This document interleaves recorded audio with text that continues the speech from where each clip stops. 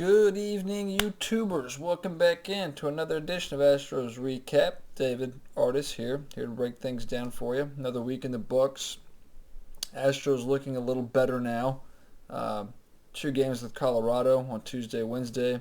4 games set with the Angels. The Astros go 3-3. So when you look at the week as a whole, not terrible.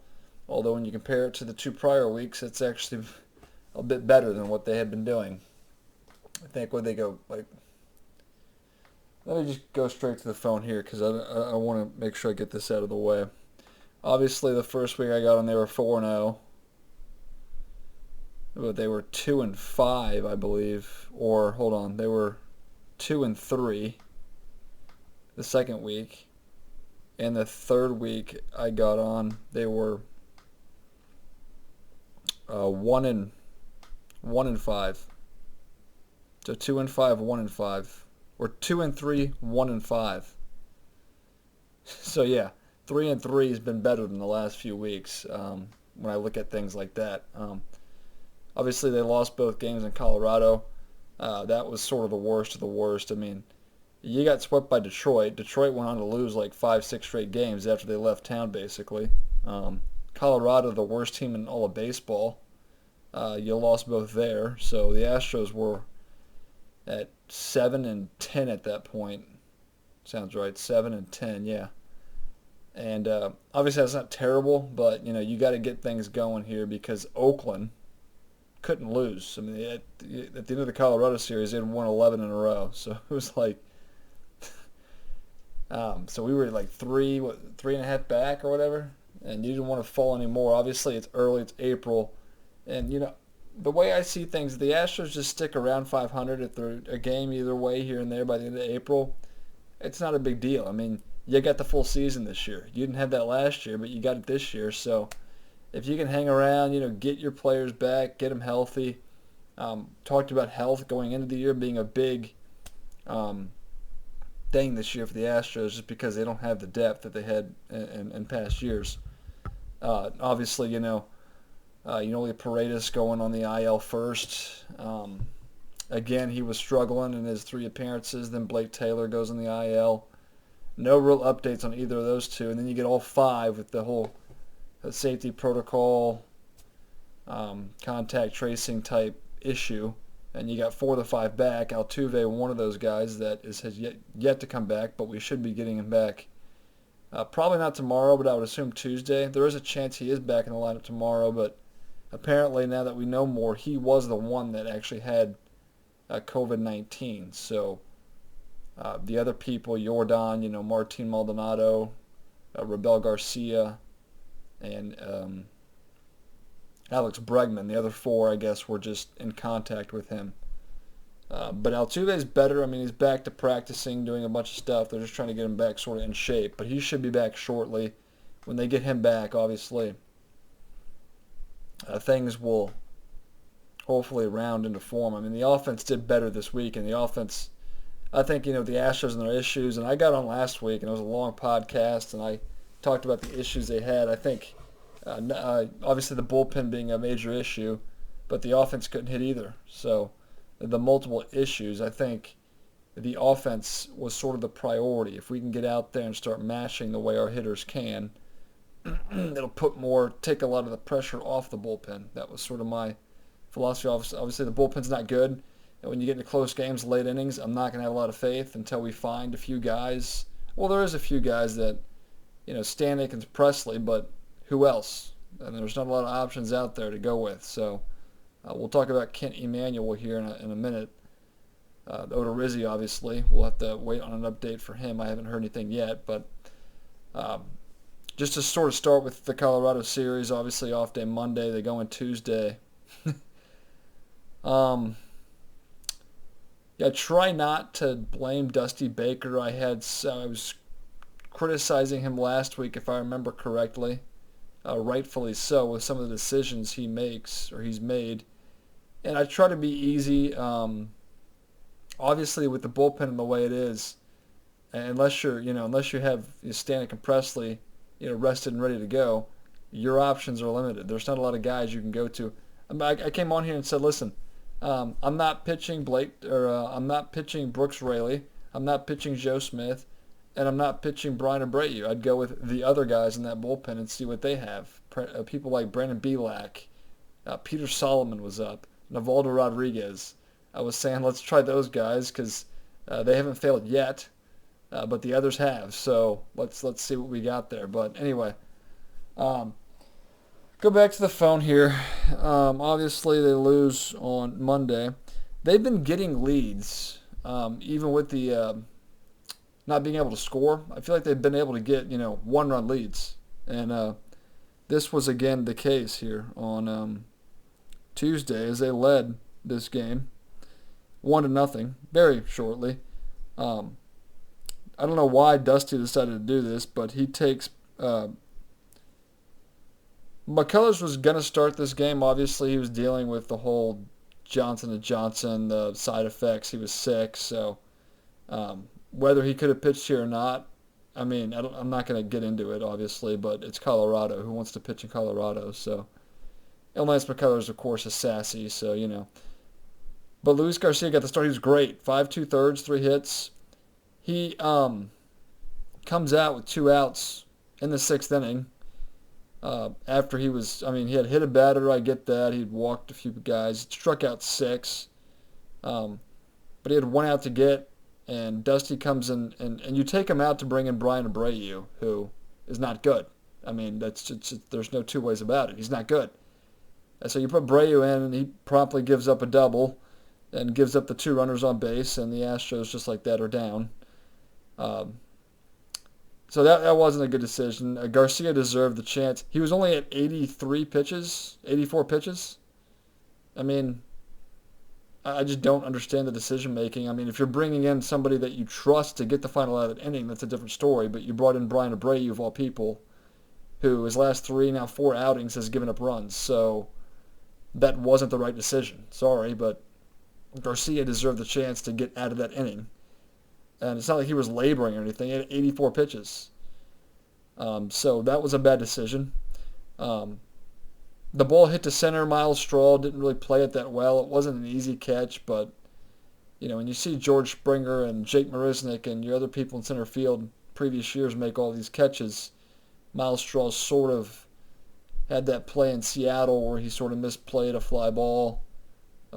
Again, neither of these 2 plays were errors. They weren't easy plays, but as an Astros fan, you're used to our center fielders making those types of plays. So there was that involved. Stanek comes in, gave up an earned run, 2/3 of an inning. You bring in Brooks Raley, Joe Smith. I mean, you're just asking for it. And, yeah, Brooks Raley gave up 2 earned runs. Surprise, surprise. Joe Smith gave up an earned run. Brooks Raley ERA is over 10. At 10.80. Joe Smith's at 14.40.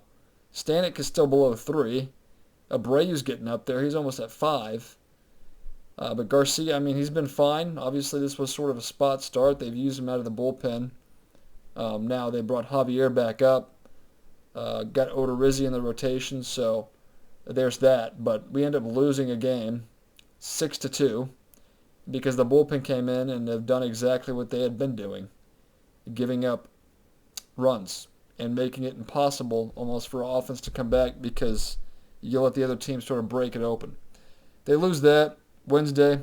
More of the same. Urquidy wasn't that great, actually. He gave up 4 runs, I believe. So Urquidy's got some things to sort of work out here. He hasn't been as good as we had hoped. It's still early. He's only made 3-4 starts. I don't know. He's 0-2. He did get through 5 innings, but 4 earned runs. Belak, a guy I would have liked to see come in to see what he was, what he can give us. He gave up 2 earned runs himself, and then Peter Solomon, who's got 2 outings and 2 scoreless outings, struck out 2. He's looked good. I don't even know if he's still on the team, to be honest with you. He didn't pitch since then. He was brought up for, I want to say Blake Taylor. But they also brought up Kent Emanuel. So, but Solomon in two outings has had scoreless baseball. Obviously, small sample size, but that's better than most of the other guys in that pen right now. So, but you lose that one 6-3. Yuli had a 2-run home run, but That was sort of meaningless. Well, it tied the game at the time, but Colorado put up two more bottom half. I mean, you go to Colorado, obviously, Wednesday's game was basically played in the snow. Tuesday's game, he had freezing temps, but that's no excuse because both teams are dealing with the same thing. So, um, yeah, I mean, when you lose, you get swept by Detroit, you lose 2 or 3 in Seattle, and then you get swept in a mini 2 game set at Colorado. That's basically rock bottom. Um, so you come back home and hoping for change of things. Thursday, finally the bats broke out. They win this 8-2. Javier gets his first start back. He was great. Of course, only went 5 innings, struck out 9, didn't give up any runs. 3 hits. He walked a batter. ERA at 1.32, and Javier's 2-0. So you look up, he's been good this year. And then being up 8-0 at the time, Dusty Baker said, we're going to give the worst pitchers in this bullpen a chance. And since we have a big lead, maybe we can get them through and try to get them some scoreless innings to get maybe some of their confidence back. Abreu comes in, gave up 2 earned runs, walked a batter. He faced 8 hitters, 4 of them reached, so that's not good. He gave up that home run to Pujols that might have grazed off the foul pole, so that was a questionable home run. Rayleigh came in. I guess he was okay. Got an inning. Moved his ERA under 10, so there's that. Abreu's ERA after giving up his 2 runs in his inning in the third of work, almost at 6 now. So Abreu, who early in the year, I said, all right, let's, this guy hasn't really given up runs. We can try to give, him a chance. Basically a complete flip. I have no faith in Brian Abreu. Joe Smith came in, got 2 strikeouts, gave up 2 hits, but got out of the inning. Joe Smith at least is a guy who's proven in the past that he's been able to actually pitch okay. So I think there'd be more faith there, but still, I mean, he's another few bad outings away from being DFA'd, which I talked about last week. So, and then Presley comes in. Presley was good. He gave up a hit, but struck out 2. ERA still at 0 for Presley, which I think will change here in just a minute. But getting 8 runs was huge for him. The offense finally breaking out. So, none of those home runs came via the home runs. So, I mean, they scored. Miles Straw had an RBI triple. Thank you, Miles Straw. Carlos Correa. Yeah, it was like an error, basically. I guess he got an RBI, but it wasn't like a great, line drive base hit. But they say he reached on a fielder's choice, I guess. Gurriel walked in a run. Correa had an RBI single, I guess. Bregman had a 2-run single. Straw had an RBI fielder's choice. Bregman RBI single. So Bregman played well, but Javier really did good. But the offense breaking out was nice in that game, so they win it 8-2. Friday's game was the crazy. Well, I wouldn't say crazy, but the Astros pulled it out 5-4 as they were down 2-0 in the 5th, and then Gurriel hit a 2-run home run in the 7th to tie it. You go to extras, so your runner starts at second and all that fun, good stuff. And they give up 2. As Greinke ended up going 7 innings, but he gave up 10 hits, so he was working around base runners, it seemed like, the entire game. He got bailed out in the first inning. There was a terrible interference call where they called the Angels runner. I don't know who it was necessarily, but they called him running inside the baseline. He wasn't even on the grass when he was running up there. That's always been an interesting sort of call that's non-reviewable, sort of the base runner. So he got bailed out there, but yeah, he was giving up hits. He worked around things, but only 200 runs in 7 innings.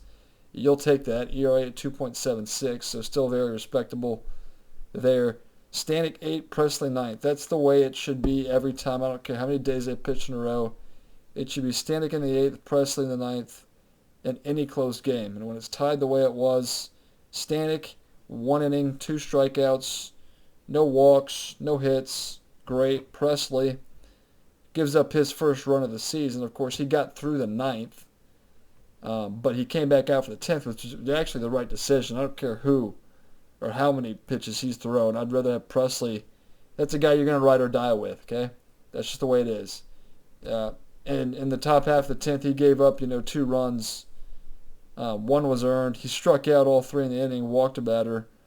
But if they lose that game there, at least you had the right guy out there. I can live with that. But the Astros offense came through bottom half, so they're down 4-2. They score 3 to win the game there. So there was obviously, let's see here if I can get this. So Miles Straw had an RBI single. It was an infield play where he chopped it in between the shortstop, third baseman, got it through to first, wasn't in time. There was a very interesting, I think before this actually happened, or this might have been after, but there was a very questionable call where Jason Castro had a double that looked like it actually went foul, but they couldn't overturn it when they went to replay. So, but Correa had a sac fly to tie it after the Stroll RBI single, infield single that is, and then Robel Garcia hit the walk-off single to win the game there. So, game didn't look like they were going to win, but they did. That was nice. Brings them back. Basically eliminates the 2 losses in that Colorado series. So now at 9-10. So okay, I guess.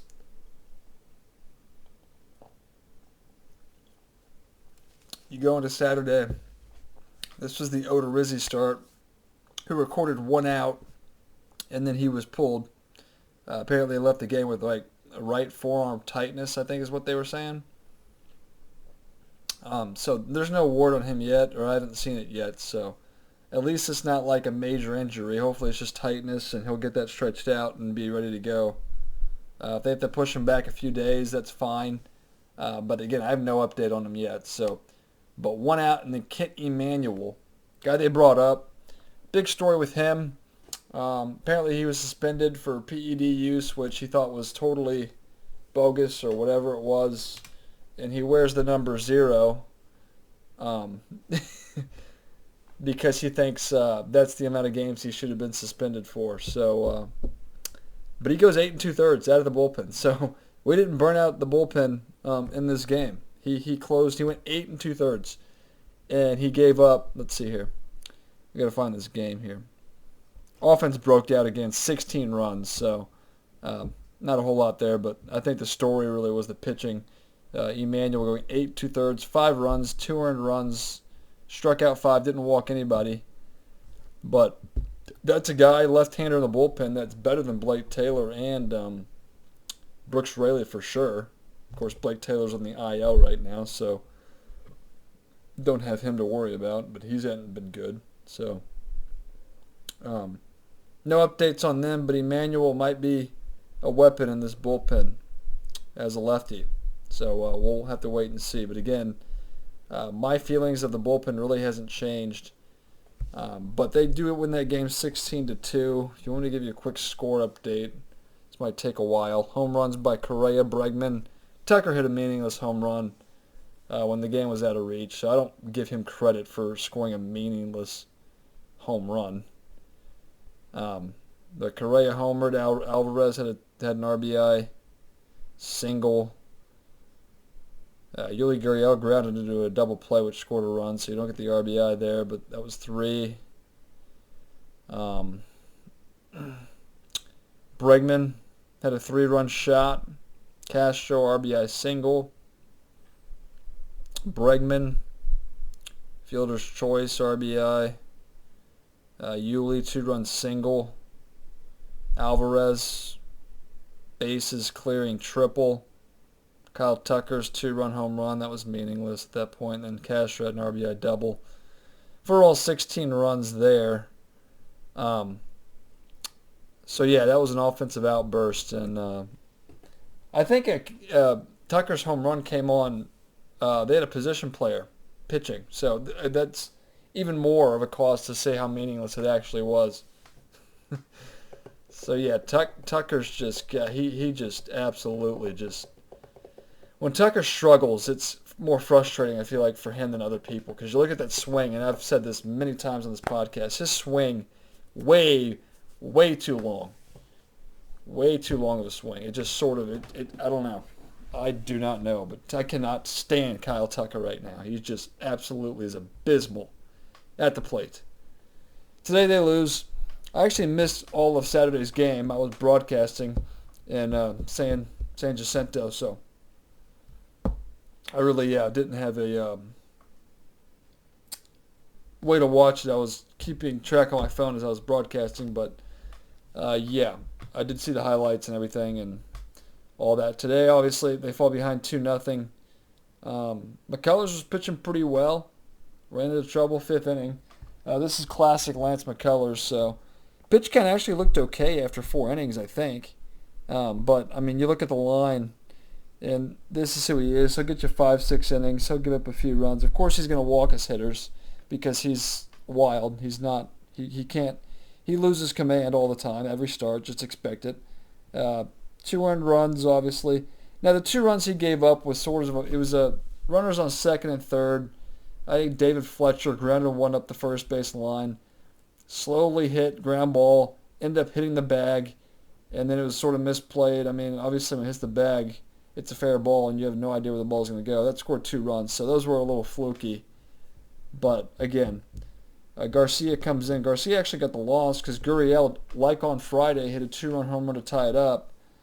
But Garcia came out of the bullpen, went inning and 2/3, gave up a earned run. And, of course, Brooks Raley. This was another bad decision by Dusty Baker. Of course, at this point, it's 3-2. We're down. But Dusty Baker decides to go to Brooks Raley to face a lefty to end the 8th inning, which he got out. That should have been the end of it, but no. Dusty Baker, I don't know why he does this because it's burnt him multiple times this year. He brings him back out. I don't like using relievers to get out of an inning and bringing them back out, especially a guy like Raley. You're playing with fire every time you bring him into the ball game. But you bring him back out, and of course he serves it up and gives up a run. So that was clearly on Dusty. Dusty's made some questionable decisions. I try to go easy because the bullpen's a mess right now. But we lose that game 4-2. So anyway, look, listen. Nothing's changed in terms of the bullpen. It's still Stanek and Presley. And I can't count Presley because he's the closer. So you can only get to Presley if you're leading, or if it's tied if you're at home, I guess. But you're looking for guys that will bridge the gap to Presley. Stanek and maybe Kent Emanuel obviously needed a few days off here because he pitched 8 2/3 on Saturday. So he's unavailable obviously today, probably tomorrow. He might not pitch for the next 4 or 5 days. I mean, so we'd expect that, I guess. But, offense obviously broke out 2 of the 3 games there. 16 runs, 8 runs, 16. They had 5 on Friday in a win, but they scored 3 of those in the 10th inning. So take what you will there. And then obviously only 2 today. So, but taking 3 or 4 overall was a good sort of, step in the right direction for the team. They got 4 with Seattle coming up here. And then they got 3 with, I think they go on the road to Tampa Bay after that. So, yeah. So full 7-game week, 3-3 this week. Hopefully the offense will pick things back up tomorrow. We'll have Jose Urquidy on the mound, who needs to show that, he can pitch. Most of the starting pitchers, I feel like, have been okay. Greinke did a good job, even though he battled a lot of base runners, but he did good. Odorizzi will wait on a word with him, but you have options. Garcia can start if you need him to. Obviously, McCullers today, and Urquidy and Javier. So, the rotation's okay. It's just the bullpen. I mean, if I'm Dusty Baker, I'm stretching out our starters as long as they possibly can go. And do not go to relievers for a second. I mean,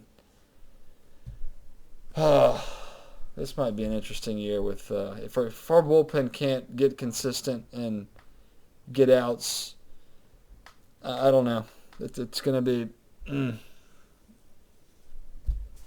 it'll be interesting. But the Astros, listen, like I said, if you can just stay around 500, get your guys back, pull together, um, I'm okay. I mean, it's not like it's not last year. It's not 60 games. So if you just stay 500 by the end of April, you'll be okay. Just got to stay healthy, obviously, and got to find another arm in that bullpen to help bridge the gap. That's the key, and no one stepped up. You know, quick list update for you. So I put Kyle Tucker on that list. He's done nothing to come off that list. In fact, I'll write his name in pen right now. Because Kyle Tucker, I could sit here and just crap on him all day. I'm not going to do it. But Kyle Tucker sucks. He just sucks. It's that simple. Kyle Tucker's not a good baseball player right now, and he's got to find a way to snap out of this. So yeah, he just aggravates me to no end right now. So he's definitely on the list of players that I can't stand. Brooks Raley, guy I was very skeptical of coming into the year. Obviously, he sucks out of the bullpen, especially when you bring him out. Dusty Baker deserves some of the blame for that, but Brooks Raley, he sucks. It's that simple, okay? He can't get the job done. He can't do it. Joe Smith, back off him a little bit. Obviously, like he hadn't pitched. He was warming up, I think, at some point today if the Astros were able to tie it and get into extra innings or whatever it might have been today. But again, he could go out and give up a home run and give up 3 runs, and then I still hate the guy. So Joe Smith, nice guy, not a very good pitcher right now. We'll see. Joe Smith is on the list, don't get me wrong, but in pencil. So there's that. Miles Straw, you could put on that list. I think Straw's really trying hard. I really do. But at the end of the day, he's not an everyday player. He's not a very good hitter. If he's hitting 9th in the lineup, I would actually, Maldonado can't hit either. The thing with Martin Maldonado is you don't expect him to hit. But, I mean, you also don't expect him to be dreadful. Usually he can pop a home run every now and then. But he hadn't really done a whole lot of anything this year. Jason Castro's been the better hitter, and he's probably in the 100s somewhere. So that tells you all you need to know about Maldonado. I'm not putting him on the list. Straw, Correa on the verge of being on that list. Correa hasn't done a whole lot. He had a few home runs, I guess, so I'll lay off him for a little bit here. But Correa, you're sort of a highlighted guy because your contract problems. But for you to just not even give a second look at contracts the Astros were trying to give you. First one, I get it. The second one was totally a reasonable deal. But the fact that you thought they weren't even in the same ballpark is ridiculous when you play the way you are right now. What are you hitting, 260? Got a few home runs? Another guy, that's why Correa, like if he doesn't stay healthy, and he doesn't hit, close to 300 with 30 bombs, 100 RBIs, then let him walk. If he can't do that, then let him walk, okay? That's the way I feel about Correa. So, yes, I'm going to be tough on you this year. Alvarez, the power hasn't really been there. He's only hit, 2 home runs? Obviously, he drove in a lot of runs, I guess, on Saturday, but I'm expecting more power. He hadn't hit a home run in, what's it been, 2-3 weeks now? I mean, that's a long time for Alvarez, a guy you'd easily expect to hit 35 to 40 home runs this year, and he's only got 2. So Kyle Tucker leads the team. What's he got, like 6? And he's on the list. So, but Alvarez, I expect some more power, and he's basically their cleanup hitter right now. So he needs to step it up. So, so injuries, obviously, we'll wait on Odorizzi. And no updates on Blake Taylor, Paredes. Altuve's coming back here, if not tomorrow, obviously by Tuesday. So we'll wait and see, but just trying to get healthy, trying to win some games. I'm thinking that they should be able to take 3 or 4 from the Mariners. Obviously, they lost 2 of 3. last week to the Mariners. Chance to get back at them a little bit. Then you get rolling in Tampa Bay, hopefully above 500, and you're feeling good, pretty good about things. So that's sort of where I'm at. 30 minutes, obviously, here, so it's over 11:18 p.m. right now, April 25th. So, but yeah, Astros 10-11 right now. Oakland finally did lose today, so they'd won 13 in a row before they lost a game. But they're 3.5 up on the Astros. Seattle's like a game back at 13-8. The Angels lead us by half a game, and the Rangers have fallen into the last place as they're basically where they're probably going to end up, I would guess, this year. So, but yeah, I mean, standing update really is important when you get into, I don't know, into May, June. You just can't bury yourself. So, yeah, the Astros, yeah, they can stick around 500. Obviously, I'd love them to get over 500 and continue to win games, but there's no real sense of urgency at this point. Just sort of, win your ball games and stay at or around 500. And we'll, try to sort of hit a stride. We get all of our players back and things like that. So, yeah, anyway, I'll sort of wrap things up there. Obviously, talk to you next Sunday. I've stayed on schedule so far this year. I plan to do that. But yeah, just trying to think if there's anything I've really not hit on quite yet. Miles Straw is close to being on the list, but the three guys on the list have stayed. Tucker more so than he already was. Brooks Raley, no faith there. Abreu can basically be put on that list. Brian Abreu, he sucks. Joe Smith. So I'll add Abreu. Correa's still going to be on the cusp. Miles Straw will be put on this list if he doesn't show me something in the coming, this week basically. If he doesn't show me, he'll be put on that list as well. Maldonado's close, a guy I've liked. His, tenure with the Astros, both times I've been happy with him, but if you can't hit a lick, man, you got to at least be hitting home runs or doing something. Just hit 200 for all I care, but if you can't even do that, man, it's tough. So anyway, yeah, I'll wrap things up there. Obviously, if I forget things, I'll try to pick those things back up next week. But yeah, we'll wrap things up there, and we will talk to you next Sunday night.